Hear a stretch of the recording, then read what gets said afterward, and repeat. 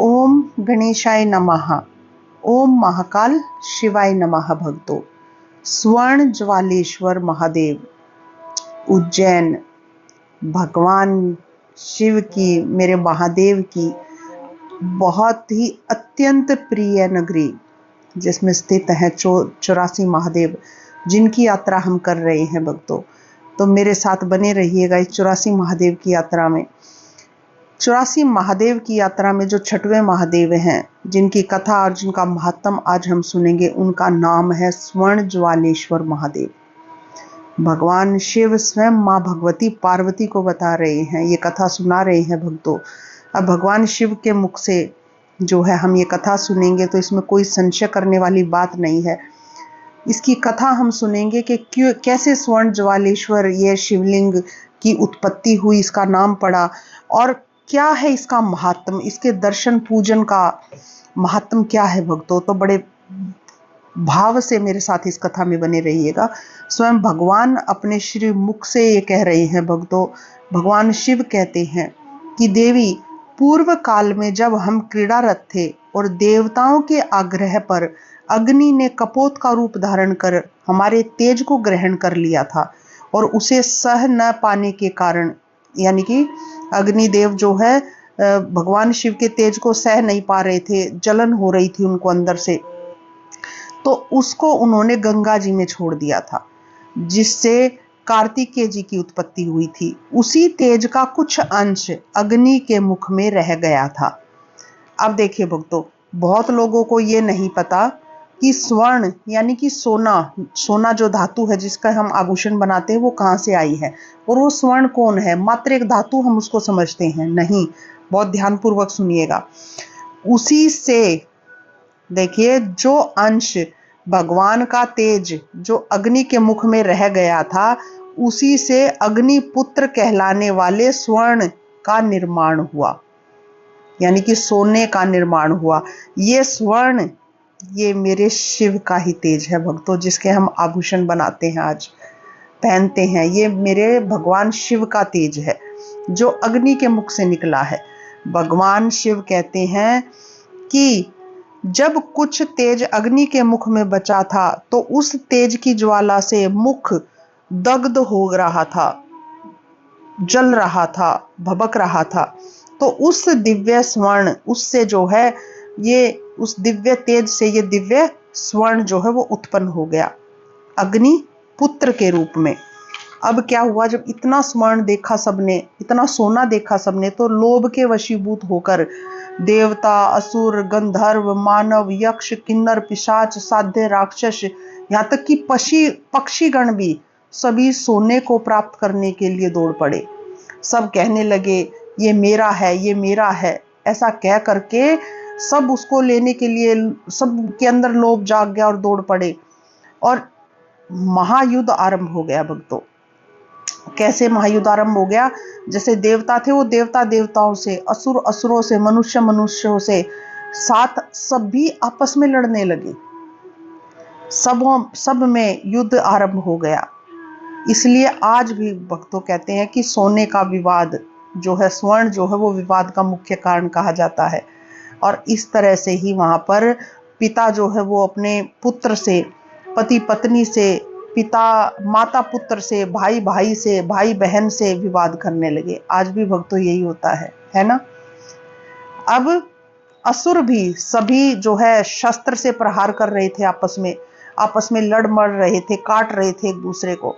स्वर्ण के लिए रक्तपात मच गया, हाहाकार मच गया, आपस में एक दूसरे का वध कर रहे थे, मारो काटो, केवल चारों तरफ यही स्वर जो है सुनाई पड़ रहा था। अब क्या करें, अब बाल खिल्ले आदि ऋषिगण जो है, वो प्रमुख देवतागण, इंद्र आदि सब जो है मिल करके ब्रह्मा जी के पास गए। सब घायल थे क्योंकि वो भी लड़ रहे थे, सब घायल थे, रक्त बह रहा था उनके शरीर से, और सब ब्रह्मा जी को बताया, कहकर उन्होंने सुनाया कि क्या हो रहा है, कैसे महायुद्ध मचा है। ये सुनकर ब्रह्मा जी और वो सब देवता जो है और सारे ऋषि जो थे, वो जो ब्रह्मा जी के पास आए थे, तो ब्रह्मा जी उनको लेकर के भगवान शिव के पास गए। तब भगवान के पूछने पर कि किसने तुम्हारा ऐसा हाल किया है, तब उन्होंने सारा वृत्तांत सुनाया। सुनकर भगवान शिव बोले कि लोभ के कारण तुम्हारी ये स्थिति उत्पन्न हुई है। लोभ से ही तीनों लोकों का विनाश हो रहा है, सब लड़ मर रहे हैं। इस अग्निपुत्र स्वर्ण के लिए, इस सोने के लिए सब आपस में लड़ मर रहे हैं, ऐसा भगवान शिव कहते हैं। इसलिए ये अग्निपुत्र स्वर्ण ब्रह्मघाती हो गया है, यानी कि सबका घात करने वाला हो गया है। अतः उसका शरीर, देखिए भगवान क्या श्राप देते, क्या बोल देते हैं उनके बारे में, श्राप नहीं, कि उसका शरीर विकार युक्त व चितकबरा होगा, चटके चटके वाला होगा। उसके देह से धातु उत्पन्न होगी, इसमें कोई संशय नहीं है। वो दा आदि से दुखित दिखाई देगा। भगवान ये विचार कर ही रहे थे कि इतने में अग्नि भी अपने पुत्र स्वर्ण के साथ जो है भगवान शिव के समक्ष आ गया और भगवान शिव की स्तुति करने लगा और उनके चरण पकड़ लिए और विनय पूर्वक प्रार्थना करने लगा कि हे प्रभु, ये आपका ही पुत्र है, आप इसकी रक्षा करें, आप ही इसे अपने भंडार में रखिए और इसे स्थान दीजिए।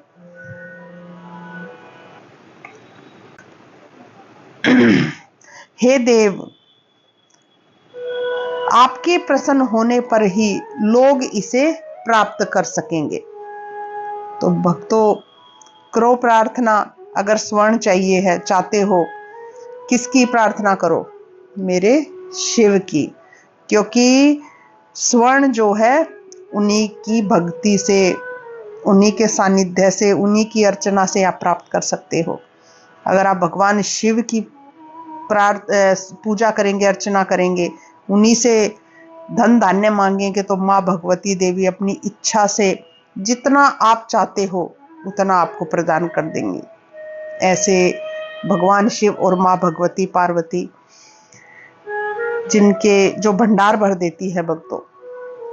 तो आइए आगे कथा में चलते हैं। अग्नि के ये वाक्य सुनकर भगवान शिव ने तथास्तु कहा और स्वर्ण को अपनी गोद में लेकर उसका मस्तक सूंघा और कहा कि मैं तुम्हें वर देता हूं, तुम ग्रहण करो, मैं तुम पर प्रसन्न हूं। मेरी आज्ञा से तुम्हें श्रेय की प्राप्ति होगी, श्रेय मिलेगा तुम्हें, तुम्हारा नाम होगा। इस पृथ्वी पर एक अभिष्ट स्थान है, वहां पर तुम जाओ और वो स्थान जो है वो प्रलय में भी अक्षय रहता है, उसका क्षय नहीं होता। उसका नाम है महाकाल वन। यहाँ पर कोटक के दक्षिण में एक लिंगम है। ये लिंग सर्व पाप हरने वाला है और उसके दर्शन से वित्त प्राप्ति होती है, यानी कि धन की प्राप्ति होती है। तुम दर्शन से धन्य हो जाओगे, वह दुर्लभ पुण्य लाभ प्राप्त करोगे। उस लिंग के दर्शन मात्र से अकुलीन व्यक्ति कुलीन व मलपूर्ण व्यक्ति भी निर्मल हो जाता है, विरूप व्यक्ति रूपवान हो जाता है। भक्तों, ध्यानपूर्वक सुनिएगा कि इस लिंगम से क्या क्या मिल सकता है। भगवान शिव स्वयं बता रहे हैं ये स्वर्ण से। विरूप व्यक्ति रूपवान हो जाता है। यहाँ जो तुमको, यानी कि स्वर्ण को जो दान करेगा, उसका दान, व्रत, नियम, यज्ञ, उपवास, तीर्थ निवास, पिंड आदि सुसंपन्न होगा। देखिए कितना, मतलब वो जो भी आप कार्य करोगे यहाँ पर जाकर के वो लगेगा।